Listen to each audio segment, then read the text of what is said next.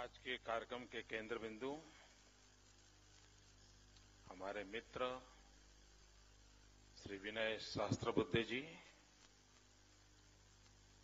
Party के राष्ट्रीय नेता श्री नितिन गडकरी जी, श्री गोपीनाथ जी मुंडे, महाराष्ट्र प्रदेश भाजपा के अध्यक्ष श्रीमान देवेंद्र जी, मुंबई महानगर के अध्यक्ष श्रीमान आशीष शेलार जी, प्रकाशक श्रीमान सोमित आर्य, भाई नलिन, उपस्थित सभी वरिष्ठ महानुभाव, भाइयों और बहनों,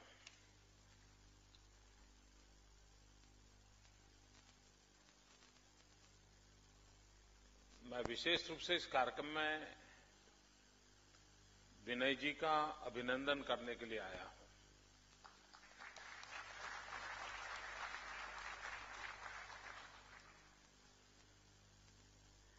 बहुत सालों से विनय जी के साथ कार्य करने का मुझे सौभाग्य मिला है और जिन 40,000 कार्यकर्ताओं का प्रशिक्षण उन्होंने किया है, उन 40,000 में मैं भी एक हूं।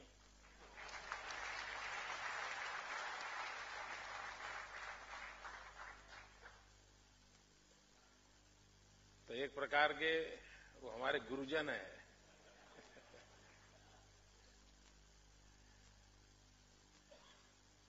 एक एकेडमिशियन रिसर्च करे और एक्टिविस्ट रिसर्च करे, इन दोनों में आसमान जमीन का अंतर होता है। एकेडमिशियन इंटेलेक्चुअल ताकत का अनुभव करते हुए, उपयोग करते हुए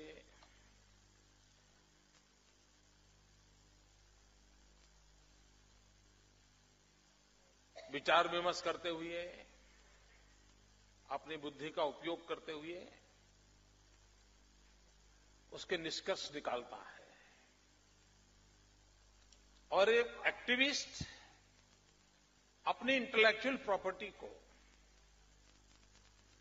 उस अनुभव के तराजू में तराशता है और तब जब वो देता है उसकी ताकत भिन्न होती है। और सरल शब्दों में मुझे कहना है तो मैं कहूंगा कि जितना अंतर 5 स्टार होटल में कोई खाना खिलाए और मां बेटे को प्यार से जो खाना बना के दें, उन दोनों में जितना अंतर होता है, उतना अंतर एक एकेडमिशियंस की रिसर्च में और एक एक्टिविस्ट की रिसर्च में होता है। और वो नजराना श्रीमान विनय जी ने दिया है। मित्रों, ये विषय भी ऐसा है कि लोकतंत्र हमें अच्छा लगता है, लेकिन बारीकियों में, गहराइयों में जाना ज्यादातर लोगों का स्वभाव नहीं होता है। और दुर्भाग्य से हमारे देश में, मैं नहीं जानता हूं इस किताब में वो पहलू आया है या नहीं आया है, दुर्भाग्य से हमारे यहां लोकतंत्र का स्पिरिट का जिस प्रकार से उसका व्याप बढ़ना चाहिए वो नहीं बढ़ा है। उसमें एक ठहराव है। और ठहराव क्यों आया है कि राजनेताओं ने एक ऐसी मानसिकता बना दी है, राजनीतिक दलों ने लोगों का ऐसा प्रबोधन किया है कि लोकतंत्र का मतलब है कि आप वोट के माध्यम से किसी एक दल को 5 साल का कॉन्ट्रैक्ट दे दो कि भाई अब तुम 5 साल में मेरा इतना इतना कर दो, मेरा इतना भला कर दो। और अगर 5 साल में उसने कॉन्ट्रैक्ट को ठीक नहीं चलाया, काम नहीं किया, अच्छा तू जा, दूसरे को लाएंगे। मित्रों, लोकतंत्र ये सिर्फ ठेका देने की व्यवस्था नहीं है। लोकतंत्र हम सबने मिलकर के इस राष्ट्र को, उसके आशा आकांक्षाओं को, जन जन की इच्छाओं आकांक्षाओं को परिपूर्ण करने का एक उत्तम माध्यम है। एक बार मैं चाइना में एक सेमिनार के लिए गया था और चाइना में आप ज्यादा लोकतंत्र करो तो थोड़ा अनकंफर्ट माहौल पैदा होता है। तो वहां मुझे पूछा गया कि मोदी जी बताइए लोकतंत्र की सबसे बड़ी ताकत क्या है लोकतंत्र की, ऐसा मुझे वहां पूछा गया था। अब अचानक इतना बड़ा सवाल आ गया था और वो भी चाइना में आया था, तो मैंने एक छोटा सा हल्का फुल्का जवाब मेरे दिमाग से निकला था। मैंने कहा लोकतंत्र की सबसे बड़ी ताकत है गलती को ठीक करने का उत्तम अवकाश लोकतंत्र में मिलता है। आपने किसी को शासन दे दिया और लगा कि भाई ये गलती हो गई है, तो 5 साल में आपको दोबारा निर्णय करने का अवसर मिल जाए, गलती ठीक करने का मौका मिलता है। ये अपने आप में लोकतंत्र की बहुत बड़ी ताकत है और वही ताकत है जो हमें जहां है वहां से ऊपर जाने का सामर्थ्य देती है। मित्रों, हमारे देश में कई प्रकार की एनिवर्सरीज मनाई जाती है, जयंतियां मनाई जाती हैं और कुछ की तो साहब 3-3, 5-5 दिन चलाई जाती है। नाना कौन थे, दादा कौन थे, पिता कौन थे, पता नहीं क्या क्या बताते हैं।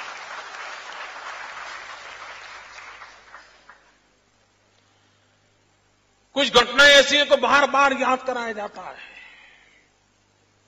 मैं हैरान था कल जब 26 जून गई, जिस 26 जून में हिंदुस्तान के लोकतंत्र का गला घोंट दिया गया था, जिस मीडिया की स्वतंत्रता की बात हम सरेआम करते हैं उसे दबोच दिया गया था, व्यक्ति के अधिकारों का हनन हो गया था, देश का मीडिया लेट चुका था, घुटनों के बल बैठने की जगह पर लेट चुका था, वो दिन थे। लेकिन मैं हैरान हूं, मैं सोच रहा था 25 और 26 जून को कुछ पुराने लोगों के इंटरव्यू आएंगे, कुछ बात आएगी, कुछ चर्चाएं होगी। लेकिन मित्रों,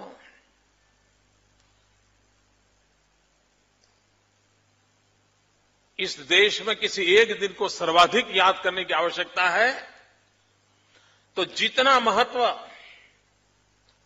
26 जनवरी का है उतना ही महत्व 26 जून का है, जब लोकतंत्र को हमें मिले हुए अधिकारों को छीन लेने का प्रयास हुआ था। इस देश की आत्मा को रौंद डाला गया था। और मित्रों, हमारे यहां कहा है, राष्ट्रयाम जागृहम वयम, ऐसे विषय होते हैं जिनमें निरंतर जागरण आवश्यक होता है। यह किताब उस कार्य की पूर्ति के लिए एक अच्छा माध्यम बनी है। अंग्रेजी में कहते हैं eternal vigilance is the price of liberty. और उस अर्थ में, और यही तो घटनाएं हैं जो हमें लोकतंत्र की और श्रद्धा बढ़ाती हैं कि जब लोकतंत्र नहीं होता है, लोकतंत्र छीन लिया जाता है, तब हालत क्या होती है, इसका परिचय उन घटनाओं को बार बार स्मरण करने से होता है। मित्रों, कोई करे न करे, जो लोकतंत्र की साधना करने वाले लोग हैं, जो लोकतंत्र में आस्था रखने वाले लोग हैं, जो लोकतंत्र के लिए समर्पित लोग हैं, उन सबका दायित्व बनता है कि इस कार्य को हमने हर पल जीवित रखना चाहिए, चेतनवंत रखना चाहिए, निरंतर प्रयास करते रहना चाहिए। और उसमें इस प्रकार के विनय जी के प्रयास एक अच्छा अवसर देते हैं और इसलिए भी मैं विनय जी को अभिनंदन करता हूं, उनकी बधाई करता हूं। मैं तो महाराष्ट्र की धरती पर जब आया हूं तब लोकमान्य तिलक का वो मंत्र जिसने देश को एक शक्ति दी थी, उसका स्मरण आना स्वाभाविक है। लोकमान्य तिलक ने कहा था, स्वराज मेरा जन्मसिद्ध अधिकार है। मित्रों, स्वराज पाने के लिए कितने लोगों ने बलिदान दिया, स्वराज के लिए क्या कुछ नहीं झेला, और स्वराज आने से क्या हो जाएगा सवाल या निशान भी कोई कम नहीं लगाए गए थे। उसके बावजूद भी स्वराज के लिए लोगों ने आहुति दी और लोकमान्य तिलक का वो मंत्र आज भी गूंजता है, स्वराज मेरा जन्मसिद्ध अधिकार है। मित्रों, देश को आजादी को इतना समय हो गया, स्वराज के लिए जिन्होंने बलिदान दिया, हमें स्वराज तो मिला, लेकिन स्वराज मिला क्या, सुशासन मिला क्या? स्वराज के साथ सुशासन की भी यात्रा चली होती, स्वराज के साथ स्वराज की यात्रा चली होती तो मित्रों हमारे बाद आजाद हुए देश हमसे आगे तरक्की करके न चले जाते। 100 करोड़ का देश, 120 करोड़ का देश आज दुनिया में सर्वाधिक ऊंचाई पर बैठा होता, लेकिन हमने वो मौका खो दिया। और तब जाकर के लोकमान्य तिलक से प्रेरणा लेकर के हमने भी संकल्प करना चाहिए। अगर उन्होंने कहा था स्वराज मेरा जन्मसिद्ध अधिकार है, तो हिंदुस्तान के 125 करोड़ नागरिक ललकार करें, स्वराज्य हमारा जन्मसिद्ध अधिकार है।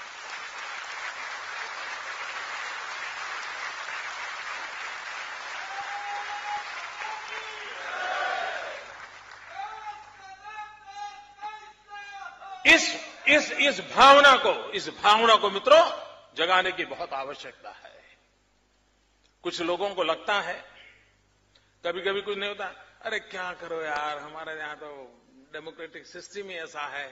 ऐसा नहीं है मित्रों, हमने लोकतंत्र को दोष देने का कोई कारण नहीं है। यही कानून, यही व्यवस्थाएं, यही नियम, यही मुलाजिम, यही फाइलें, यही दफ्तर, उसके बावजूद भी देश को आगे बढ़ाया जा सकता है, ये मेरा विश्वास है दोस्तों।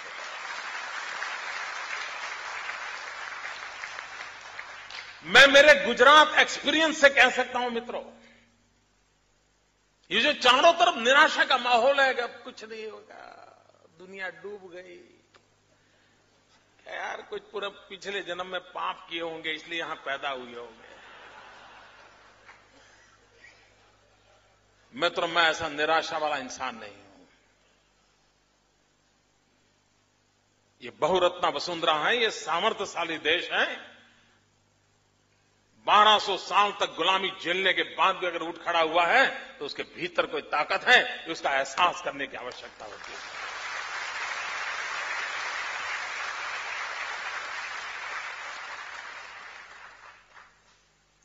और मित्रों, हमारे यहां जब गुड गवर्नेंस की बात होती है, सुराज्य की बात होती है, तो पहले यह समझना होगा कि आखिरकार हम सरकार को समझते क्या है और सरकार वाले अपने आप को क्या समझते हैं। सारी गड़बड़ वहीं होती है जी। मित्रों, लोकतंत्र में जो शासन व्यवस्था है, वे शासक नहीं है, ये पहली शर्त है उसकी। वे रूलर्स नहीं है, ये पहली शर्त है उसकी। वे सेवक है, और ये मूलभूत बात लोकतंत्र में समझनी होती है। और हम मित्रों ज्यादातर लोकतंत्र को ही हम लोग शासक के भाव से देखने के बजाय जनता भी उसको सेवक के भाव से देखे और शासन में बैठे हुए भी अपने आप को सेवक के रूप में प्रस्तुत करें, ये लोकतंत्र की पहली शर्त है, उसको भुला दिया गया है। क्या सरकार का काम डंडा चलाना ही है क्या? लोगों से टैक्स कलेक्ट करना यही काम है क्या? यही सत्ता या सरकार की व्यवस्था क्या है? अगर ये सोच रही तो मित्रों, हम सच्चे अर्थ में लोकतंत्र की भावना को समझ नहीं पाए हैं। चाहे वो शासन में बैठे हो या जनता में वोट देने का काम करने वाले या सामान्य नागरिक हो। मित्रों, जिन दिनों ब्रिटिशर राज करते थे और आजाद होने के बाद हमारी सरकारें आने लगी, दोनों में फर्क क्या? उस मूलभूत फर्क को समझने की आवश्यकता है। अंग्रेज शासन करते थे तो उस शासन व्यवस्था का अल्टीमेट एम क्या था?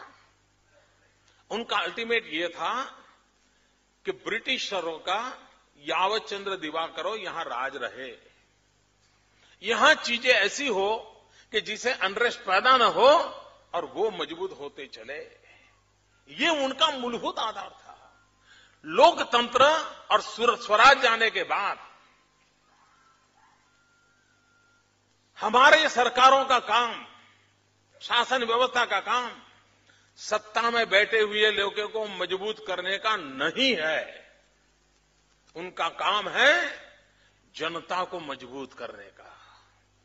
उनका काम है समाज व्यवस्थाओं को मजबूत करना। ब्रिटिशरों का इरादा वो होगा, हमें तो लोक शक्ति को सशक्त करना चाहिए, ये उसका मूलभूत सिद्धांत होना चाहिए। मित्रों, हमारे यहां दो शब्द हैं और हम शब्दों का अर्थ भी भूल गए हैं। कभी कभी हम कहते हैं कि भाई कि आजकल क्या करते हो, तो जवाब देता है जॉब है। मित्रों, सरकार में कभी भी जॉब शब्द का उपयोग नहीं होता था। प्राइवेट कोई नौकरी करता है तो वो जॉब कर रहा है ऐसा माना जाता था, क्योंकि वो कंपनी की भलाई के लिए काम करता था, कंपनी का विकास हो, कंपनी का मुनाफा, उसके लिए काम करता था। लेकिन जो गवर्नमेंट में काम करता था उसके लिए शब्द था सर्विस करता है। देखिए, ये मूलभूत बात है। हमने भी कभी में हम सोचते हैं, बोलते हैं, लेकिन कभी हमने इस कंपैरिजन करेंगे तो पता चलेगा कितना बड़ा आसमान जमीन का अंतर है। सरकार में काम करने वाला सर्वेंट है, सर्विस करता है। कंपनी में काम करता है, 2 करोड़ रुपया कमाता होगा, जॉब करता है। तो जॉब और सर्विस में बहुत बड़ा अंतर है। इस मूल भावना को तब हम जी करके सीखते हैं जब हम खुद लोकतंत्र की इस विभावनाओं को हर रूप में अगर पचाते हैं, तब जाकर के मित्रों उसको करता है। मित्रों, सरकार किसके लिए है? आखिरकार सरकार किसके लिए है? अगर मान लीजिए मुकेश अंबानी बीमार हुए, उनको सरकार की जरूरत है?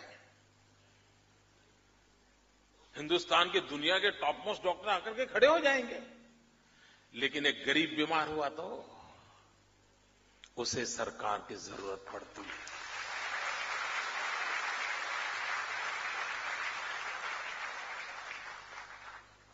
सरकार गरीबों की बेली होती है, गरीबों की आशा होती है, आकांक्षा होती है। यह उसका मूलभूत एलिमेंट सरकार का होना बहुत जरूरी होता है। मित्रों, महात्मा गांधी, उनकी एक बात बहुत समझने जैसी है। गांधी ने एक बहुत बढ़िया बात कही, कोई निर्णय अगर आप करते हो, सरकार में बैठे हो, अगर आप कोई निर्णय करते हो लेकिन आप दुविधा में हो, करूं या न करूं, मेरा निर्णय सही है या गलत है, तो महात्मा गांधी ने बहुत अच्छा रास्ता दिखाया था। उन्होंने कहा था, किसी गरीब को याद करना, उनके चेहरे का स्मरण करना और निर्णय करते समय सोचना, क्या मेरा निर्णय उसके लिए खुशी का कारण बनेगा, और लगता है कि बनेगा तो आपका निर्णय सही है।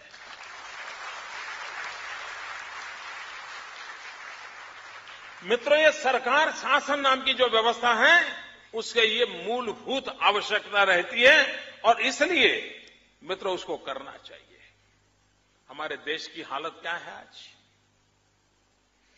मित्रों, जब सारे विश्वास टूट जाए, सारे सहारे टूट जाए, एक जगह ऐसी होनी चाहिए जहां उसका भरोसा होना चाहिए। रात को सो जाए तो उसको विश्वास होना, नहीं चिंता नहीं, सरकार है, उसे विश्वास होना चाहिए। मित्रों, आज स्थिति क्या है? आपको भरोसा है? देश के 60 साल के बाद आप, कभी कभी आपने देखा होगा, आप एसएमएस करते हो किसी को, फिर फोन लगा के पूछते हो मेरा एसएमएस मिला?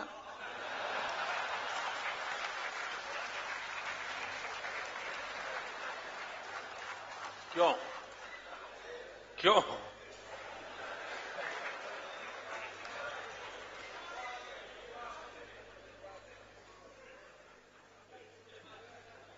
मित्रों, पहले हम पूरा भरोसा करते थे, डाकिया आता था तो बड़ा इंतजार करते थे, डाकिया आएगा। एक जमाना था, डाकिया आना यानी पूरे मोहल्ले में, गांव में एक अच्छी खबर का माहौल रहता था, यार भाई कोई खबर लेके आया है। आज डाक खाने में आपको डाक डालने की इच्छा होती है? इच्छा क्या, हिम्मत होती है? आपको शक होता है कि मेरी डाक पहुंचेगी कि नहीं पहुंचेगी, तो आप क्या करते हैं? कुरियर का भरोसा से सहारा लेते हैं। कल्पना कीजिए मित्रों, ये कुरियर व्यवस्था पनपना, इसको कोई एफिशिएंसी कहता होगा, एक पहलू हो सकता है, लेकिन एट द सेम टाइम आपकी उस पूरी व्यवस्था के प्रति अविश्वास का भी प्रतिबिंब है।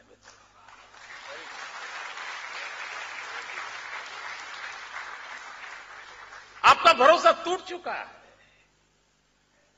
आप कहिए मित्रों, गरीब से गरीब आदमी भी, आपकी गाड़ी का ड्राइवर, आप उसको जरा पूछ लेना समय मिले तो, उसके बच्चों की पढ़ाई का क्या है? यहां बैठे हुए कईयों के ड्राइवर ऐसे होंगे जिस ड्राइवर ने कहीं से कर्ज लिया होगा और कर्ज लेकर के अपने बच्चे को अच्छी स्कूल में पढ़ाने के लिए उसने खर्च किया होगा। आप पूछो, यार तुम ड्राइवर हो, जो भी हो, तुम सरकारी स्कूल में क्यों नहीं भेजते हो? तो कहता है, नहीं मुझे उसकी जिंदगी बिगाड़नी नहीं है। मित्रों, मैं उदाहरण छोटे दे रहा हूं, लेकिन इसको गंभीरता से लेने की आवश्यकता है। सरकार की स्कूल है, सरकार का बजट है, टीचर्स हैं, सब कुछ है, जनता को भरोसा नहीं है। उसको डर लगता है कहीं बच्चा बिगड़ तो नहीं जाएगा। लोग बच्चा बिगड़ने के लिए स्कूल भेजते हैं क्या? और बोले भाई कर्ज किया है, प्राइवेट में भेजूंगा, कहीं बच्चा बिगड़ तो नहीं जाएगा। मित्रों, ये जो समस्या है, ये जो मनस्थिति है, ये मनस्थिति अपने आप में हमारे देश में गवर्नेंस कैसा हो, सरकार कैसी हो, शासक कैसे हो, उनके सामने सवाल या निशान लगाता है। मैंने एक बार मजाक में कहा था, भारत सरकार ने एक पोस्टल स्टैंप निकाला था, श्री कृष्ण और अर्जुन वाला। अर्जुन के रथ को श्री कृष्ण चला रहे हैं और कर्मण्येवाधिकारस्ते उसका श्लोक लिखा था। तो मैं उसको, जब लॉन्चिंग हुआ था तो मैं ऑडियंस में बैठा था, मैं बहुत छोटा था उस समय, देखने गया था, पोस्टल स्टैंप वगैरह का कार्यक्रम था। तो बाद में मुझे मजाक सूझी, मैंने कहा देखिए भारत सरकार कितना सच बोलती है। बोले कैसे? मैंने कहा एक पोस्टल स्टैंप लगाओ, डाक में डाक खाने में डाल दो, लेकिन पहुंचेगा उसकी गारंटी नहीं। कर्मण्येवाधिकारस्ते,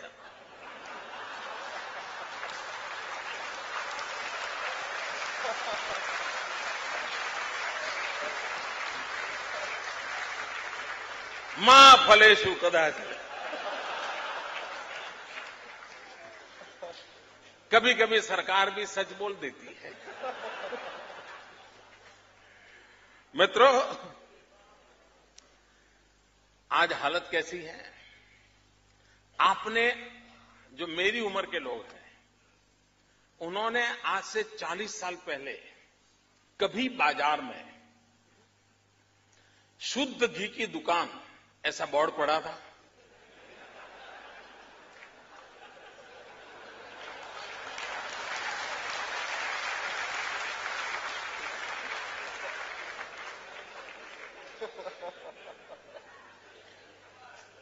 आज मित्रों हालत कैसी है बताइए? उसको लिखना पड़ता है, शुद्ध घी की दुकान।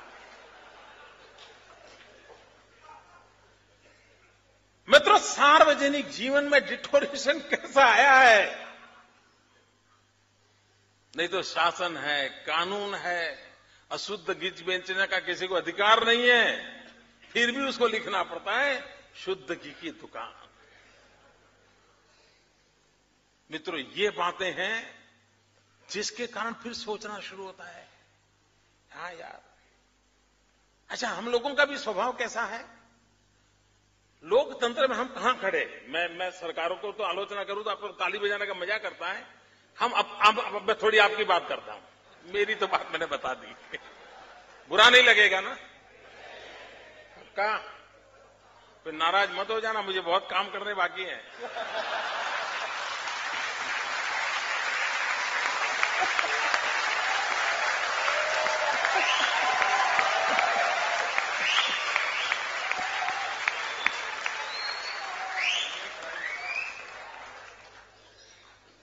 आपका 25 साल पुराना स्कूटर होगा, हॉर्न के सिवाय सब बजता होगा, टायर पे कोई डिजाइन नहीं होगी, नामो निशान नहीं होगा, लेकिन टायर चलता होगा।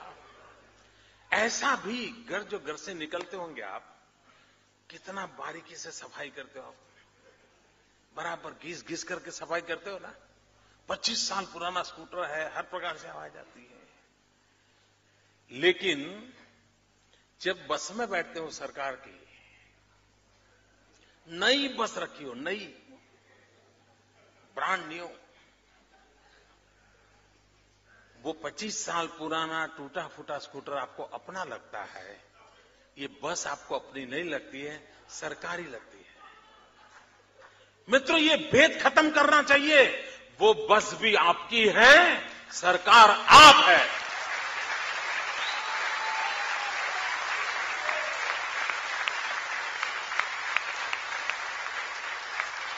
और लोकतंत्र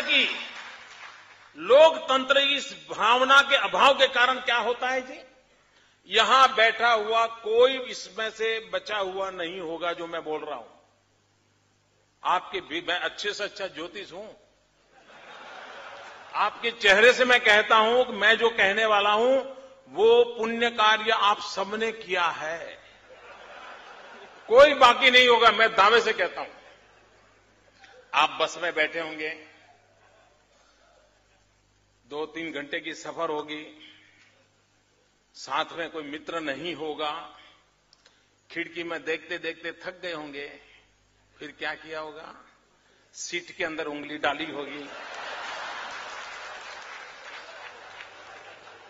और उस फॉर्म को यूं यूं करते करते करते करते 2 इंच का उसमें गड्ढा कर दिया होगा। मेरा ज्योतिष सही है ना? क्यों? क्योंकि आपका स्कूटर आपका है, बस सरकार की है। ये जो अंतर है, इस अंतर को मिटाने बिना मित्रों सुराज्य नहीं आ सकता है। ये हम सबका है, हमारा अपना है मित्रों। और जिस तरह बिलोंगिंग नेशन का भाव बन जाएगा, तब हमारा लोकतंत्र इतना पुख्ता हो जाएगा, हमारा गवर्नेंस अपने आप चलने लग जाएगा मित्रों। और ये बदलाव, ये परिवर्तन लाने की आवश्यकता है मित्रों। और मुझे विश्वास है कि हमने ये करना होगा। आप मित्रों, और जब सरकार पे भरोसा नहीं होता है तो हालत क्या होती है मित्रों। और कौन सरकार, ऐसी सरकार पे भरोसा करेगा। आपको याद होगा बाबा रामदेव को 4 मिनिस्टर एयरपोर्ट पे लेने गए थे, है? कितना भरोसा हुआ होगा उनको।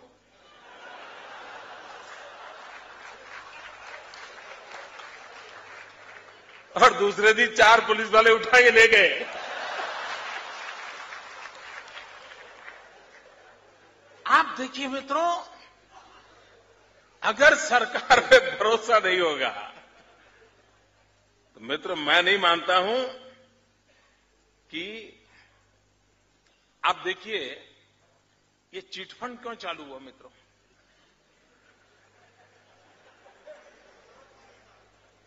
उसका बैंक पर से भरोसा उठ गया। उसको लगा कि बैंक से मुझे जितना रिफंड मिलना चाहिए, जितना मेरी कमाई होनी चाहिए, होगी कि नहीं होगी, शक पैदा हुआ। और उसका परिणाम क्या आया, यार ऐसा करो चिट फंड में डालो, पहचान वाला है, वो लाया, वो अपना पड़ोसी का बेटा एजेंट है, चलिए कुछ कमाई ज्यादा हो जाएगी। और आदमी वहां फंस जाता है। मित्रों इस प्रकार की व्यवस्थाएं जो बनती हैं, उन व्यवस्थाओं के कारण अब देखिए आपको ऑपरेशन करवाना है, ऑपरेशन थिएटर में ले गए हैं, सीरियस नेचर का ऑपरेशन है, तो आप पहले अब आजकल क्या पूछते हैं कि भाई जनरेटर तो है ना, वरना ऑपरेशन आधा खोल करके लाइट डूल। मित्रों अगर शासन पे इस प्रकार की दशा हो जाएगी तो मैं नहीं मानता हूं मित्रों देश सुराज्य का जो सपना देख रहा था वो सुराज्य का सपना देख सकता है। मित्रों शासन की भी मानसिकता देखिए। आज की शासन व्यवस्था में बैठे लोगों को जनता पे ट्रस्ट है क्या? ये बहुत बड़ा, मैं एक ऐसी बात को छेड़ रहा हूं जिस पर सोचने की आवश्यकता है। अगर शासन में बैठे हुए लोगों को जनता के प्रति ट्रस्ट नहीं है, विश्वास नहीं है, तो मित्रों ये कारोबार कभी नहीं चल सकता है। और आज स्थिति ऐसी है कि शासन में बैठे हुए लोगों को, चाहे वो शासक हो या प्रशासक हो, उनको जनता जनार्दन पे विश्वास की जो एकदम अबाधितता चाहिए, उसका अभाव नजर आता है। आप किसी भी इनकम टैक्स वाले को मिलो, वो सब व्यापारियों को चोर समझता है। क्यों? बात सही है ना? क्यों? मित्रों ये मूलभूत बातें हैं। क्यों विश्वास क्यों नहीं? अगर कोई कानून की गलती करता है ठीक है, उसके लिए दंड होना चाहिए, लेकिन सामान्य नागरिक को आप चोर समझ करके उसके साथ व्यवहार करोगे तो मित्रों ये जो डिस्ट्रस्ट है वो कभी भी किसी को पनपने नहीं देता है। मित्रों बात मेरी छोटी छोटी मैं बता रहा हूं, लेकिन ओवरऑल लोकतंत्र के लिए शासक, प्रशासक और जनता जनार्दन, इनके बीच में किस प्रकार का रिलेशन होना चाहिए, वो विधा पिछले 60 साल में डेवलप नहीं हुई है मित्रों। उसको ऐसा ही लगता है सब कानून तोड़ने वाले हैं। आपने देखा होगा कहीं पार्किंग में आपने स्कूटर पार्क किया है और कभी आपने कुछ लोग देखे बिना कारण स्कूटर को डंडा मारते हैं, देखा है ना? मैं कभी हैरान हो जाता हूं क्यों ऐसा करते हैं? क्यों? क्योंकि उसको लगता है कि मेरा जो रुतबा है उसको देखने वाले को अनुभूति होनी चाहिए। तो स्कूटर की बात। मित्रों, जनता के प्रति ट्रस्ट होना, विश्वास होना, एक गुड गवर्नेंस की पहली शर्त है। और दूसरा, जैसे जनता के लिए ट्रस्ट होना चाहिए, विश्वास होना चाहिए, वैसे जो शासन में बैठे हैं उनका मन का भाव कैसा होना चाहिए। महात्मा गांधी जो एक ट्रस्टीशिप के सिद्धांत की बात करते थे, मैं मानता हूं शासक का भी भूमिका उस ट्रस्टीशिप की विभावना से भरी हुई होनी चाहिए। उसको लगता है भाई मैं ट्रस्टी के नाते बैठा हूं यहां, मुझे इस अमानत को संभालना है, संवारना है और उसको जितनी शक्ति सामर्थ्य देकर के आगे बढ़ा सकता हूं बढ़ाना चाहिए। मैं मालिक नहीं हूं, मुझे इस संपदा को नष्ट करने का अधिकार नहीं है। ये अगर हमारे भीतर भाव नहीं होगा तो मित्रों, ये ट्रस्ट और ट्रस्टीशिप, इसकी जुगलबंदी के बिना लोकतंत्र फलदायी नहीं कर सकते हम। और लोकतंत्र को फलदायी करना है तो मुझको इसकी चिंता करनी पड़ेगी। दूसरी बात है मित्रों, लोकतंत्र की पहली शर्त है कि व्यवस्थाएं व्यक्ति आधारित विकसित नहीं होनी चाहिए। हमारे 60 साल की शासन व्यवस्था का एक परिणाम यह आया है कि हमने चीजों को व्यक्ति आधारित बना दिया। एक परिवार इधर उधर हो जाएगा तो देश डूब जाएगा।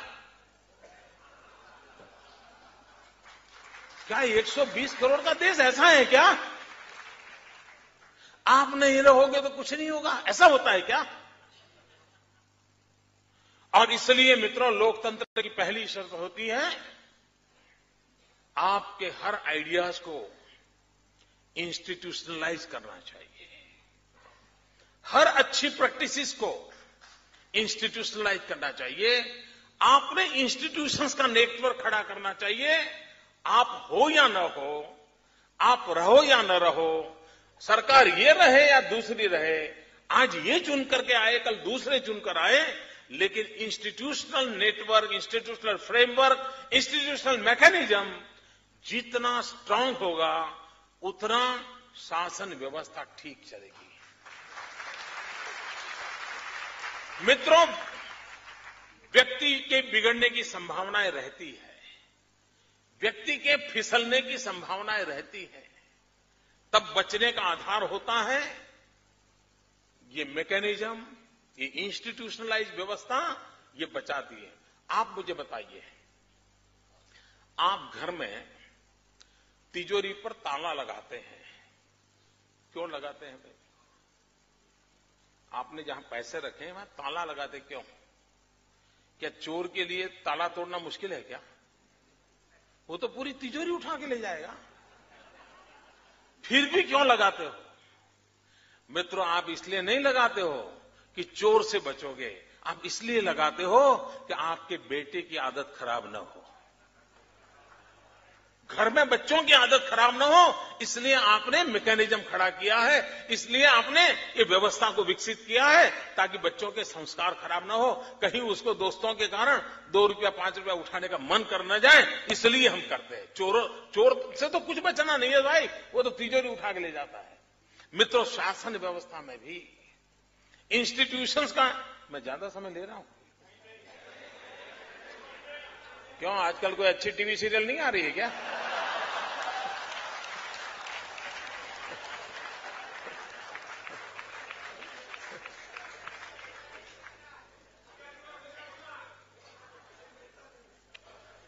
और इसलिए मैं मानता हूं मित्रों कि हमने जितना इंस्टीट्यूशंस को स्ट्रेंथन करेंगे उतना हमारा लोकतंत्र उपकारक होगा, गवर्नेंस में लोकतंत्र की पूरी विभावना का प्रगटीकरण। लेकिन दुर्भाग्य से 60 साल का अनुभव देखे हमने क्या किया है। दिल्ली में बैठे हुए शासक और जहां भी उनको अवसर मिला है, उन्होंने सबसे पहले काम किया है इंस्टीट्यूशंस को तोड़ना, डिवैल्यूएशन करना। अब देखिए, हिंदुस्तान में पंडित नेहरू के जमाने से प्लानिंग कमीशन नाम का एक इंस्टीट्यूशन खड़ा हुआ, उसकी एक सेंटिटी खड़ी हुई। प्लानिंग कमीशन राज्यों के साथ मिल बैठ करके विचार करके अपना राज्य और केंद्र के बीच सेतु बनकर के अपना काम करने की कोशिश करता था। लेकिन जब लोकतंत्र में जिनका भरोसा नहीं होता, उन्होंने क्या किया, उसको बिन उपयोगी ऐसे ही गड्ढे में डाल के रख दिया और बदले में क्या किया, एनएसी का निर्माण किया एडवाइजरी कमेटी के नाम पर। और सारे आर्थिक निर्णय 5 5 स्टार एक्टिविस्ट एनजीओ के द्वारा होने लगे और फिर एक प्रधानमंत्री दूसरे प्रधानमंत्री को ऑफिशियली बताने लगे कि ये करो, और ऑफिशियल प्रधानमंत्री करने लग गए।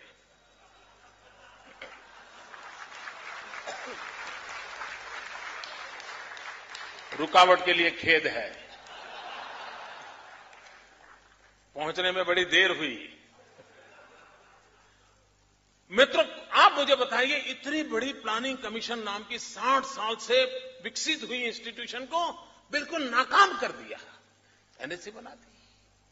आप देखिए धारा 356, देश के फेडरल स्ट्रक्चर को सुरक्षित रखना और देश एक दिशा में चले, इसलिए इस धारा का उपयोग होने के बजाय सैकड़ों बार शासनों को नष्ट करने के लिए उस धारा का उपयोग हुआ। सीबीआई, मित्रों, मैं तो हैरान हूं किस प्रकार से सीबीआई का दुरुपयोग ये लोग कर सकते हैं। ये मेरे साथ न गुजरी होती तो मुझे पता ही नहीं चलता कि इतना दुरुपयोग करते हैं।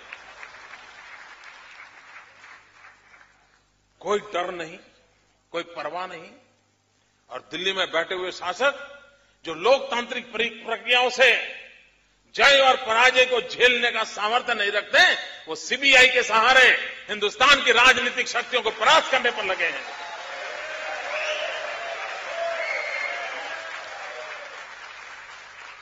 हो सकता है सीबीआई के माध्यम से आज 2-4 लोगों को परेशानी होती होगी, लेकिन सीबीआई का दुरुपयोग करने से आप हिंदुस्तान के लोकतांत्रिक फैब्रिक को तहस नहस कर रहे हो। इस बात को कांग्रेस के मित्र समझते नहीं है, उनका अपना निजी स्वार्थ। इन दिनों तो क्या हुआ, आईबी और सीबीआई आमने सामने, साहब बताइए। सीबीआई आईबी का इंट्रोगेशन कर रहा है, आईबी को पूछ रहा है ये तुम्हारा इन्फॉर्मर कौन है बताओ। वो कहता है मैं नहीं बता सकता हूं। वो कह रही बताओ। मित्रों, कि किसी देश में ऐसा होता है क्या? इंस्टीट्यूशंस को तोड़ना, यही उनका मित्रों काम है।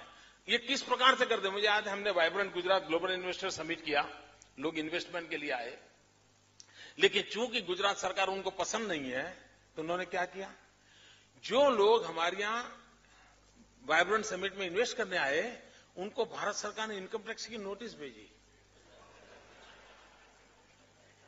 इनकम टैक्स की नोटिस, कल्पना कर सकते हो। और दूसरी तरफ वो आज चिल्ला रहा है एफडीआई कोई इन्वेस्टमेंट नहीं आ रहा है, मैन्युफैक्चरिंग नहीं हो रहा है, स्लो डाउन हो गया है। अगर आप इसी प्रकार के इंस्टीट्यूशन का दुरुपयोग करोगे, इंस्टीट्यूशन को तोड़ते रहोगे, तो मैं नहीं मानता हूं कि कभी भी देश का भला हो सकता है।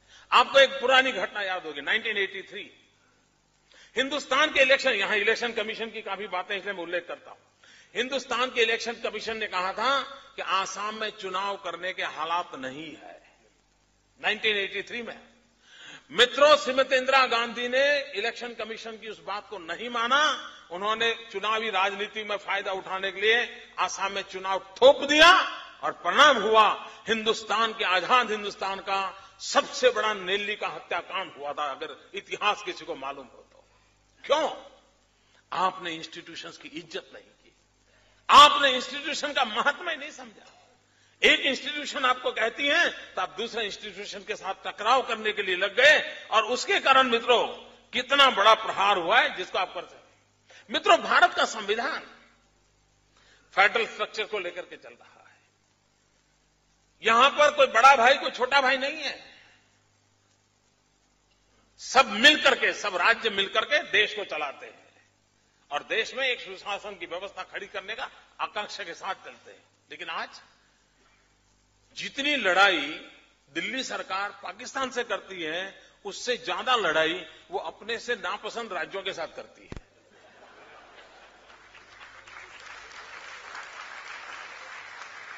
क्या मित्रों, क्या कोई देश इस प्रकार से चल सकता है? अगर आप फेडरल स्ट्रक्चर के लेटर एंड स्पिरिट से अगर उसका रिस्पेक्ट नहीं करोगे तो हिंदुस्तान की एकता अखंडितता को खतरा पैदा होगा। और इसलिए मित्रों, जब हम शासन और लोकतंत्र की बात करते हैं तो इन बातों के महत्व को भी हमको समझना होगा, ये मेरा स्पष्ट मत है। मित्रों, एक बात और भी है, कभी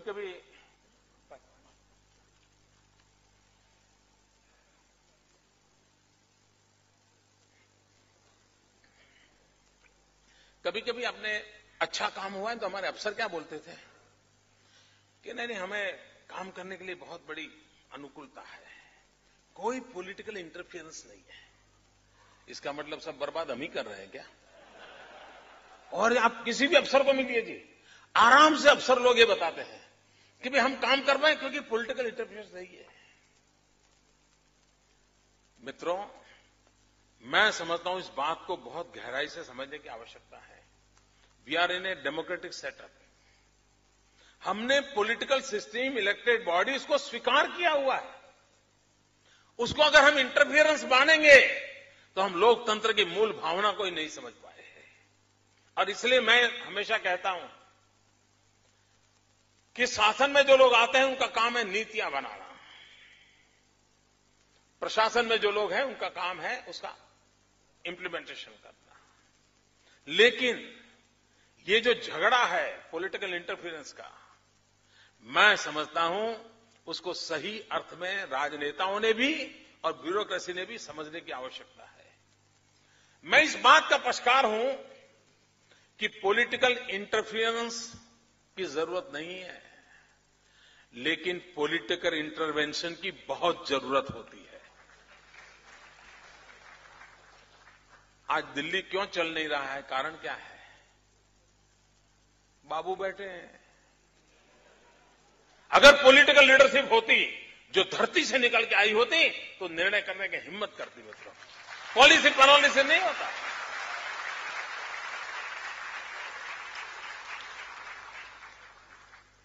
और इसलिए मित्रों, इस एक बारीक भेद रेखा को समझने की आवश्यकता है। और इसलिए मैं कहता हूं political interference harms the process of good governance, while political intervention catalyzes the process and encourages people's participation.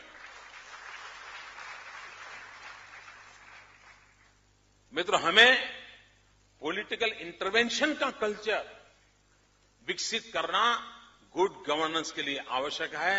और जितनी मात्रा में पॉलिटिकल इंटरफेरेंस की जगह पर पॉलिटिकल इंटरवेंशन का हमारा जितना बढ़ेगा उतना हमारा सारे समाज का विश्वास भी बनेगा, ट्रस्टीशिप का सिद्धांत का भी पालन होगा, निर्णयों का अमलीकरण होगा, सामान्य के आखिरी से आखिरी व्यक्ति को जो लाभ मिलना चाहिए वो लाभ भी मिलेगा। और इसलिए मित्रों, दूसरी बात है मित्रों, कभी कभी लोग कहते हैं कि ब्यूरोक्रेसी काम नहीं करती है। मैं ये मानता हूं कि छोटे मोटे काम नहीं होते होंगे, मैं इसका इनकार नहीं करता हूं।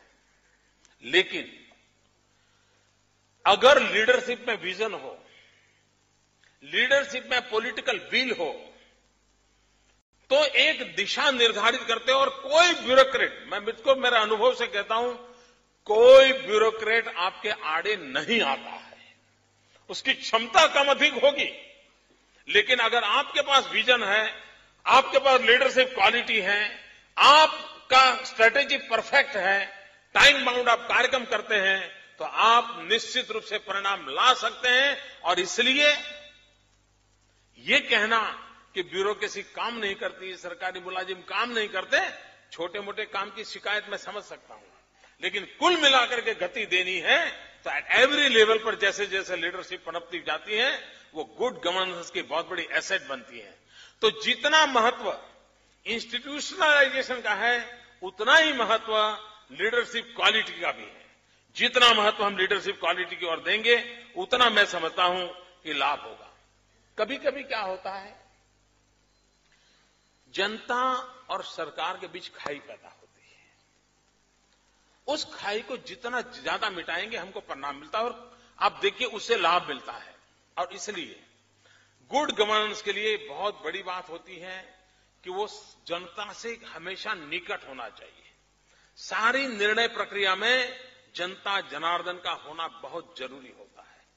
अगर हम जनता जनार्दन को छोड़ करके हम 5 स्टार एक्टिविस्टों के घेरे में रह करके या मीडिया ने कुछ लिख के लिया उसके डर से रह करके अगर हम निर्णयों को करते जाएंगे तो हम कभी परिणाम नहीं ला सकते हैं। लेकिन अगर हम एक सुव्यवस्थित रूप से उसका एक मैकेनिज्म अगर डेवलप करें, और उस मैकेनिज्म में कहता हूं कि जनता की भागीदारी अगर बढ़ानी है तो इन्फॉर्म करो, कंसल्ट करो, कंसेंट लो एंड डिसाइड करो। इन अगर 4 स्टेजेस पर हम कोई भी निर्णय प्रक्रिया को इस प्रोसेस से निकालते हैं तो आपको परिणाम मिलता है। दूसरी एक बात है मित्रों, सरकार अगर एक मानती है कि हम सारा कर देंगे, जो लोग भागीदार, लोकतंत्र में लोक भागीदारी का महत्व है। हर पल आपको लोक भागीदारी करनी चाहिए। हमारे यहां आप देखा सरकार का एक स्वभाव होता है कि कोई निर्णय करते हैं तो बड़ा सीक्रेट रखते हैं। एक डिपार्टमेंट दूसरे डिपार्टमेंट को पता नहीं चलने देता। कभी कभी तो एक चेंबर में बैठा हुआ दूसरी चेंबर को भी पता नहीं चलना देता, जैसे कोई बड़ा कुछ मिरेकल करने वाला हो, और सारे खतरे उसी में होते हैं। हमने गुजरात में साहब अलग कर दिया। हमने कहा आप सब कुछ खोल दो भाई, दरवाजे खोल दो, नो सीक्रेसी। और क्या किया, मान लीजिए हम कोई पॉलिसी ला रहे हैं। पहले क्या करते थे, पॉलिसी लाते थे तो बहुत सीक्रेट रखते थे, और अचानक से पॉलिसी आती थी। हमने क्या किया, हम पॉलिसी ड्राफ्ट को ऑनलाइन रखते हैं और लोगों को कहते हैं अब इसमें आपको जो जोड़ना है, तोड़ना है, लिखना है, लिखो। लोगों के विचार आने लगे। सरकारी मुलाजिम की उतनी कोई विधा होती ऐसा नहीं होता है। उसको जो समझ है उसने बेचारे ने बनाया। लेकिन लोग जुड़ते हैं, इंटरेस्टेड ग्रुप जुड़ते, क्रॉस सेक्शन ऑफ सोसाइटी जुड़ती हैं, और उसमें से जो निकलता है उसकी कई गलतियां हमारी दूर हो जाती हैं, कम कमियां दूर हो जाती हैं, कई नई नई चीजें हमको मिलती हैं, और उसके बाद जो पॉलिसी बनती है वो पॉलिसी सर्वग्राह्य बनती है, सर्वमान्य बनती है, सर्वस्वीकृत बनती है, और हमें उसको इंप्लीमेंट करने में कोई तकलीफ नहीं होती। और इसलिए मित्रों, जनता जनार्दन के साथ जितना हमारा ओपननेस रहता है उतना जरूरी है। दूसरा मित्रों, जन भागीदारी। देखिए, जनता पे भरोसा करते हैं तो कितना परिणाम मिलता है। मैं आपको उदाहरण दूं, हम 2001 में भयंकर भूकंप आया गुजरात में। गुजरात मौत की चादर ओढ़ के सोया था। हमें रिकंस्ट्रक्शन करना था, और दुनिया के अंदर पहली बार गुजरात ने एक नया मॉडल दिया। उस मॉडल में हमने क्या किया, हमने जनता पे भरोसा किया। गांवों में हमने पहले तय किया स्कूल बनानी है, तो हमने गांव के अंदर स्कूल बनाने की कमेटियां बना दी, गांव के लोगों की बना करके उनको कैसी स्कूल होनी चाहिए उसकी डिजाइन दे दी। उनके जो पुरानी स्कूल थी उसमें क्या रखना क्या नहीं करना उसका निर्णय कर लिया। मटेरियल बैंक बना दिया, और उनको उनके गांव के जो लड़के थे जिनको, क्योंकि मैसन्स की बहुत जरूरत थी, उनको लाखों मैसन्स की जरूरत थी, उनकी ट्रेनिंग की। उनको सुपरविजन के नाते सरकारी एक व्यवस्था कर ली। इंजीनियरिंग के स्टूडेंट को ले आए हम कि भाई तुम जरा इन छोटे छोटे कामों का सुपरवाइजन करो, और हमने जनता को पैसा दिया। मैं आपको बताता हूं क्या अनुभव आया। समय से पहले स्कूलों का बांधकाम पूरा हुआ। 3 कमरे सोचे थे तो 4 कमरे बनाए। क्वालिटी कोई कह नहीं सकता कि सरकारी क्वालिटी है।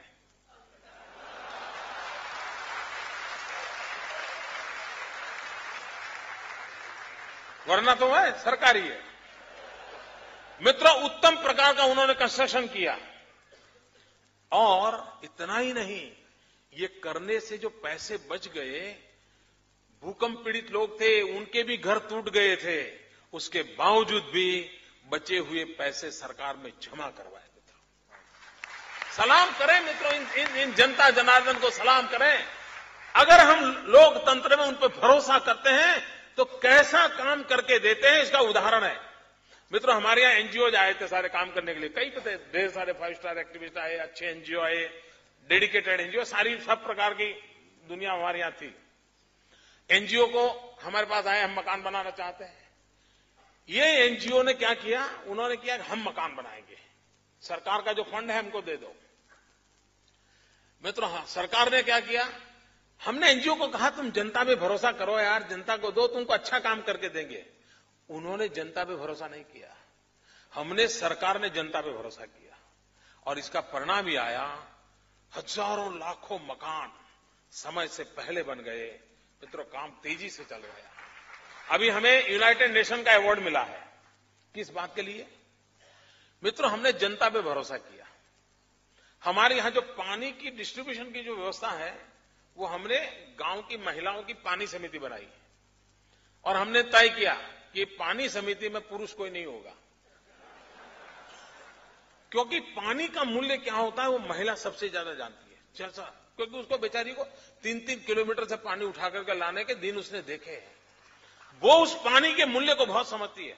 और हमने पूरे गुजरात में पानी समितियां बनाई, और वास्मो नाम का हमारा एक काम चालू किया, और उसमें पानी वितरित करने का काम बहनें करती हैं, पानी का टैक्स कलेक्शन वो करती हैं, कहां पर टेक्निकल फॉल्ट आया तो उसका रिपेयरिंग करने का काम भी वो करती हैं। मित्रों, इतना परफेक्ट पानी डिस्ट्रीब्यूशन की सिस्टम को वो चलाती है, यूनाइटेड नेशन ने उसको अवार्ड दिया है।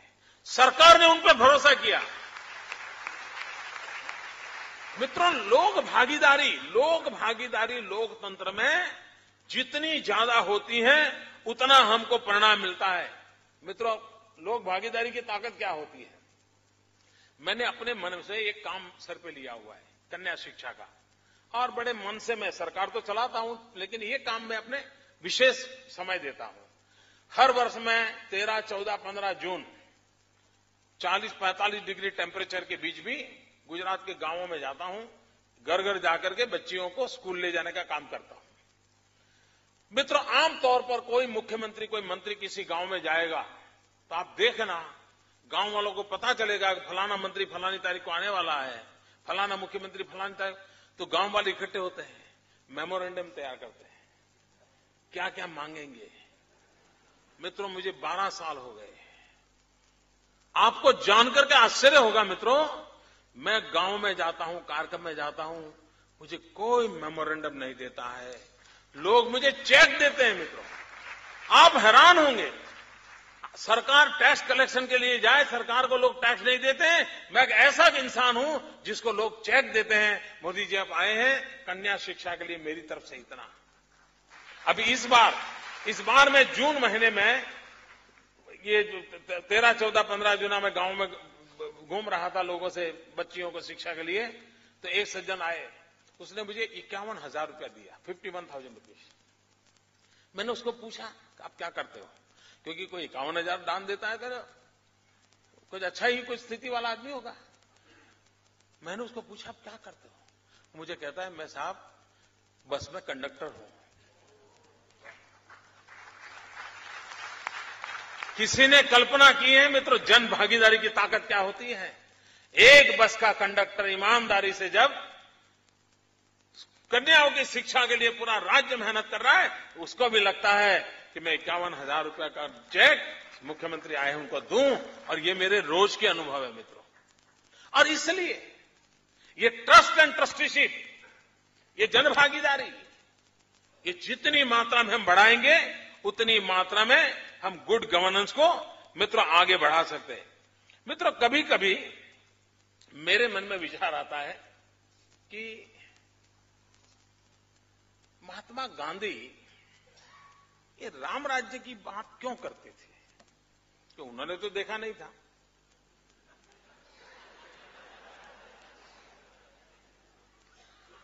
लेकिन हमारे देश में जो सेक्युलरिज्म के ठेकेदार हैं,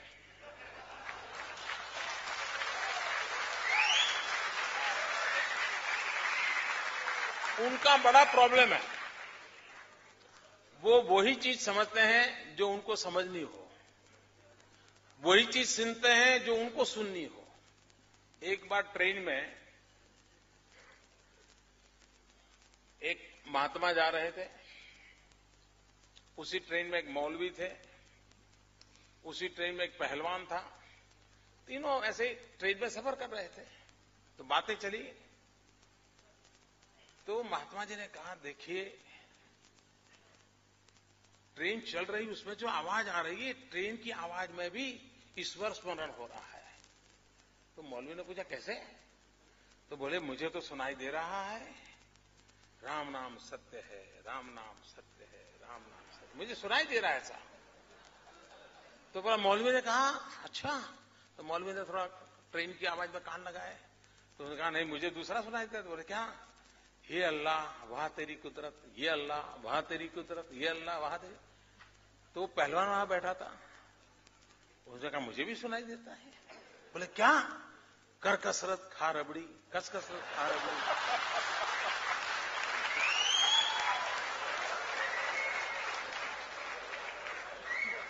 ट्रेन वही, ट्रेन की आवाज वही, लेकिन एक को एक सुनाई देता है, दूसरे को दूसरा सुनाई देता है, क्योंकि उसके मन का रिसीविंग सेंटर वो होता है। तो मैं ये जो बोल रहा हूं, हमारे सेक्युलरिज्म के ठेकेदारों को वही सुनाई देगा जो उन्होंने जिंदगी भर सुनने की आदत डाली है। महात्मा गांधी जो राम राज्य की बात करते थे, सेक्युलरों ने अर्थ किया, वो कहते थे राम का राज्य। महात्मा गांधी ने राम का राज्य नहीं कहा है, महात्मा गांधी ने राम राज्य की बात कही है। और मित्रों, गुड गवर्नेंस की बात करते हैं तब मैं कहूंगा, मित्रों, एक बार इस राम राज्य की कल्पना क्या है उसका अध्ययन करने की मैं आप सबको रिक्वेस्ट करता हूं। गांधी को ये बात कहां से सूझी होगी? और कुछ लोगों को तो लगता है राम राज्य की बात करना मतलब सेक्युलरिज्म खतरे में। अब सेक्युलरिज्म संकट में आ गया। मित्रों, मैं कल देख रहा था, अभी हमारे प्रधानमंत्री जो बातें बोलते हैं, न्यूट्रिशन की बात बोल रहे हैं, चाइल्ड यानी बाल मृत्यु दर की बात बोलते हैं, IMR, MMR सब बातें बोलते हैं ना, जो आप पॉपुलर टर्मिनोलॉजी सुनते हो। साहब, आप देखिए रामायण में क्या बातें हैं और एक शासन कैसा, उसका क्या उदाहरण है रामायण में लिखा है। मित्रों, राम राज बैठे त्रैलोका, हर्षित भय गए सब शोका, बैरु न कर काहू सन कोई, राम प्रताप विषमता खोई, राम प्रताप विषमता खोई। मित्रों, आज सब कहते हैं कोई भेदभाव नहीं होना चाहिए, कहते हैं शासन कैसा होना चाहिए। मित्रों, इसका मतलब क्या है? ऐसा शासन जिसमें विषमता न हो, ऊंच नीच न हो, गरीब और अमीर के बीच भेद न हो, ऐसा शासन होना चाहिए। ये राम राज्य की कल्पना में लिखा है। अब मुझे बताइए कि ऐसा होना चाहिए कि नहीं होना चाहिए? और अगर ऐसा होने जाए, उसको राम राज्य कहे तो कोई कम्युनल है क्या? इतना ही नहीं मित्रों, उन्होंने एक जगह पे बड़ा मजेदार कहा है, आज जो चर्चा होती नहीं है माल न्यूट्रिशन वगैरह की, दैहिक दैविक भौतिक तापा, राम राज नहीं काहुई व्यापा, सब नर करे ही परस्पर प्रीति, चल ही स्वधर्म निरत श्रुति नीति। शासन में, समाज में ऐसी अवस्था होनी चाहिए कि जनता जनार्दन के बीच परस्पर प्रेम का माहौल हो, एक दूसरे के प्रति दुर्भावना का, जेलसी का माहौल नहीं होना चाहिए।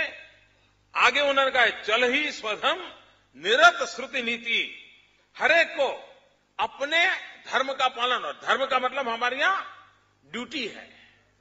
शिक्षक धर्म का पालन करो, मातृधर्म का पालन करो, पितृधर्म का पालन करो, रिक्शा ड्राइवर का धर्म का पालन करो, ये हमारी यहां कल्पना है।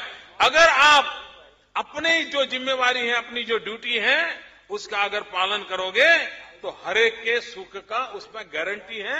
ये रामराज में कहा है उन्होंने। माता मृत्यु दर, शिशु मृत्यु दर के लिए राम राज्य में जो कहा गया है, मित्रों, महात्मा गांधी को राम राज्य क्यों पसंद आया था? आज भी हमारे यहां माता मृत्यु की दर की चर्चा होती है। उन्होंने कहा था, अल्प मृत्यु नहीं कवनीयु पीरा, अल्प मृत्यु नहीं कवनीयु पीरा, सब सुंदर सब बिरुज शरीरा, अल्प मृत्यु नहीं कवनीयु पीरा। बालकों, माताओं के आरोग्य की प्रति चिंता करने वाली शासन व्यवस्था होनी चाहिए और समाज का व्यवस्था आरोग्यप्रद होनी चाहिए। आगे उन्होंने कहा, सब सुंदर, सब बिरुज शरीरा, सभी निरोगी हो और बलशाली हो और शरीर सुंदर सौष्ठव वाला हो, ऐसा समाज की रचना करने का काम शासन का और शासन व्यवस्था का होना चाहिए। ये उन्होंने शिक्षा के संबंध में राम राज्य में क्या कहा था। मैं सारा ह्यूमन डेवलपमेंट इंडेक्स का ही बोल रहा हूं और चीज को हाथ नहीं लगाया। एचडीआई, जो आज पश्चिम की दुनिया जो एचडीआई की बात करती है, उस एचडीआई की मैं बात आपको समझाना चाहता हूं। राम राज्य में कहा है, सब गुणज्ञ पंडित सब ज्ञानी। सिर्फ हमारे यहां तो अभी क्या कहते हैं भाई, सबको अक्षर ज्ञान दो, पढ़ना लिखना आता है। राम राज्य में क्या कहा था, सब गुणज्ञ पंडित सब ज्ञानी। शिक्षा पर इतना भार था कि हर नागरिक पंडित बनना चाहिए, वहां तक उसकी शिक्षा होनी चाहिए, नर हो या नारी हो। आप कल्पना कर सकते हो, आज जो समाज में so called human development index की चर्चा होती है, उसके जो मूलभूत आधार है, वो राम राज्य में पूरी परिभाषा तुलसीदास ने उस जमाने में की हुई है मित्रों। और तभी मुझे लगता है कि महात्मा गांधी के मन में ये जो कल्पना आई थी मित्रों, ये कल्पना का कारण भी यही था और इसी के कारण महात्मा गांधी ने कहा था। मित्रों, कुछ बातें हैं जो रिफॉर्म होनी चाहिए गवर्नेंस में, ये मैं आज आग्रह से कहना चाहता हूं। हमारे यहां, मैं अब थोड़ा समय लूंगा, चलो ज्यादा ही बोला हूं आज, लेकिन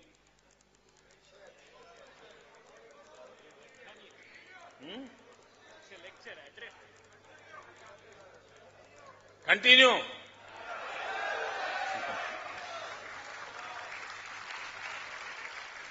मित्रों, आज शासन की व्यवस्था कैसी है? शासन व्यवस्था ऐसी है कि आप कुछ करो और गलती हो जाए तो इसका तो हिसाब मांगा जाता है, लेकिन कुछ न करो तो गलती ध्यान में ही नहीं आती है, तो आपका कोई हिसाब ही नहीं मांगा जाता। देखिए, ये एक गुड गवर्नेंस के सामने कौन सी रुकावट है, उस पर रिफॉर्म करने की आवश्यकता है। और इसलिए मैं कहता हूं, in government today there is only accountability of commission, no accountability of omission. Will have to change this. इतना ही नहीं मित्रों, आजकल क्या होता है, सरकार क्या कर रही है, कानून बनाती है, एक्ट। मैंने बीच में एक दिन कहा था, भाई तुम्हारे एक्ट नहीं, हमें एक्शन चाहिए। और इसलिए मित्रों, आज जो दिल्ली में सरकार को हम देखते हैं, तो आपने देखा, मैं कहूंगा ये सरकार कैसी है, तो यूपीएस लीगलिस्टिक गवर्नमेंट, यानी उसको दिमाग में यही रहता है कि कानून हो गए तो दुनिया बदल गई। उन्होंने बना दिया सर्वोच्च शिक्षा का कानून, तो मतलब सब शिक्षित हो गए। ऐसा नहीं होता भाई। और इसके कारण परिणाम ही आया है, आज दिल्ली सरकार के अंदर उनकी इस टेम्परामेंट का परिणाम ही आया है। UPS legalistic government has reduced itself to a lethargic government. बाकी डिलीवरी सिस्टम सब लेथार्जिक हो गए, नो रिस्पॉन्सिबिलिटी एट ऑल। ये एक सबसे बड़ा संकट आया है। उसी प्रकार से मित्रों, आज सरकार ने सही किया गलत किया कैसे देखा जाता है कि भाई प्रोसीजर पर ध्यान दिया जाता है कि आपने फलाना टेंडर निकाला था, एडवर्टाइजिंग दिया था, टेंडर आए थे, लोएस्ट निकला था, उसको टेंडर मिला था, ठीक है, कोई गलती नहीं है। मैं समझता हूं मित्रों, we must shift out our focus from procedural audit to performance audit. हम सिर्फ प्रोसीजर को देख रहे हैं मित्रों। भाई तुमने टेंडर निकाला, सब किया, लेकिन ब्रिज जैसा बनाना था वैसा बना कि नहीं बना ये कहो, पर तुम अपना परफॉर्मेंस ऑडिट होना चाहिए। मतलब प्रोसीजर ऑडिट करके काम पूरा नहीं होगा, उसको और एक्सटेंड करने की आवश्यकता है, और परफॉर्मेंस ऑडिट होगा तो मैं समझता हूं स्थिति बदलेगी। उसी प्रकार से भाई आपकी सरकार काम करे तो कैसे, तो हमने इतना बजट खर्च किया, मैं समझता हूं इस मूलभूत अवधारणा को बदलने की आवश्यकता है। और इस मूलभूत emphasis should be put on outcomes rather than outputs and outlay. आपने क्या खर्च किया उससे बात बनती नहीं है, जो खर्च किया उसे आपने टीचर रखे, मकान बनाया, तनख्वाह दिया, लेकिन बच्चा अगर लिखना पढ़ना नहीं सीखा है तो उस खर्च का क्या मतलब है भाई। और इसलिए आउटकम क्या है, आउटकम है बच्चा शिक्षित हुआ क्या, आउटले क्या है, आउटपुट क्या है, बजट खर्चा, कमरा बनाया, टीचर रखा, वो है। और इसलिए इन मूलभूत परिवर्तन की ओर हम नहीं जाएंगे तो मैं समझता हूं मित्रों, जो स्थिति हमको लानी है वो नहीं ला सकते। मित्रों, चाणक्य ने कहा है, उस बात को हमने समझा है। चाणक्य कहते हैं, और मैं समझता हूं इससे हमें पूरा ध्यान में आएगा कि आखिरकार प्रॉस्पेरिटी आती कहां से। चाणक्य ने बहुत अर्थ है, सुखस्य मूलम धर्म, धर्मस्य मूलम अर्थ, अर्थस्य मूलम राज्य। यानी ये प्रॉस्पेरिटी के मूल में राज्य होता है, गुड गवर्नेंस होता है। और आगे भी उसने कहा, राज्य मूलम इंद्रिय जय, इंद्रिय जय से मूलम विनय। आज विनय का कार्यक्रम है ना। तो मित्रों, ये चाणक्य ने भी ये कहा है, और हमारे यहां तो हमारे पूर्वजों ने साहब क्या कल्पना की थी। मार्क्स आया, मार्क्स ने विदर ऑफ द स्टेट की बात कही थी। मार्क्स ने तो बहुत बाद में की, लेकिन हमारे पूर्वजों ने वेद काल में कहा था। मैं जानता हूं अरविंद ने भी कहा था, मानव महामानव बन सकता है, नहीं बना होगा, लेकिन कल्पना गलत नहीं थी। मार्क्स ने कहा था विदर ऑफ द स्टेट, उसका कल्पना का रूप अलग होगा, लेकिन हमारे पूर्वजों ने जो कहा था, गुड गवर्नेंस किस ऊंचाई तक पहुंच सकता है, शासन व्यवस्था किस नई ऊंचाइयों को प्राप्त कर सकता है, जिसको वेद काल में हमारे पूर्वजों ने कहा था, न तत्र राजा राजेंद्र, न दंडो न दंडिका, स्वधर्म नैव धर्मज्ञ ते रक्षन्ति परस्परम। यानी राज्य की जरूरत नहीं होगी, दंड की जरूरत नहीं होगी, सब कुछ सुख शांति से चल सकता है, ऐसी समाज की रचना हो सकती है। इस ऊंचाई तक की कल्पना जिस देश में हुई है, वहां आज हमें मांग करनी पड़ रही है कि आजाद हिंदुस्तान में हम सबका हक है। और हमको कहना पड़ रहा है, लोकमान्य तिलक को याद करके हमको कहना पड़ता है कि स्वराज्य हमारा जन्मसिद्ध अधिकार है, सुराज्य हमारा जन्मसिद्ध अधिकार है। ये सुराज्य हमारा जन्मसिद्ध अधिकार है। इस मंत्र को लेकर के आगे बढ़ना, इस बात को लेकर के हम आगे बढ़ेंगे। मुझे विश्वास है मित्रों, देश जिस प्रगति की नई ऊंचाइयों को पार करना चाहता है, गुड गवर्नेंस के लिए देश जो तरस रहा है, उसको हम प्राप्त कर सकते हैं, और ये सभी संभव है। मैंने जो संभावनाएं भरी पड़ी है, उसी को लेकर के आपसे विस्तार से बात की है। इतने लंबे अरसे तक आप सबने इतने शांति से मुझे सुना, मैं इस ऑडियंस का बहुत बहुत आभारी हूं। और विनय जी ने जिस कार्य के लिए मुझे बुलाया था, इसको न्याय देने का मैंने प्रयास किया है। बहुत बहुत धन्यवाद, बहुत बहुत धन्यवाद।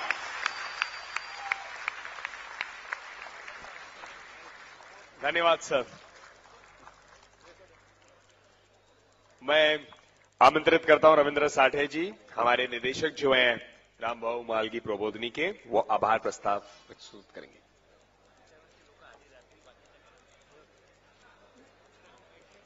कृपया सबसे अनुरोध है कि बैठेंगे। कार्यक्रम के पहले वंदे मातरम होने वाला है, कृपया यही रहिए। सबसे पहले मंच पर उपस्थित सभी मान्यवरों के प्रति कृतज्ञता व्यक्त करता हूं।